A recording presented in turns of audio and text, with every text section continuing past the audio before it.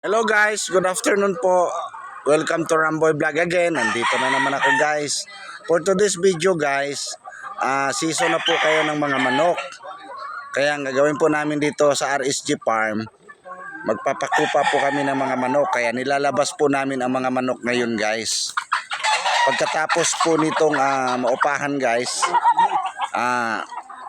ilalagay po namin ang mga itlog sa incubator. Mamaya papakita ko po sa inyo. So ito yung mga manok guys na pakupahan guys. Yan. Yan sila guys. So pagkatapos yan makupahan guys, ilalagay yan doon sa may lagayan. So pagwas ng itlog, kusa lang yan mahuhulog dito guys. Dito nahuhulog ang mga itlog guys oh. Yan, dito. So dadamputin lang yan guys. Yan. Pag nahulog na yan guys, yung mga itlog nito mga manok na yan guys, dadalhin namin dito guys sa may incubator. So ito yung incubator guys.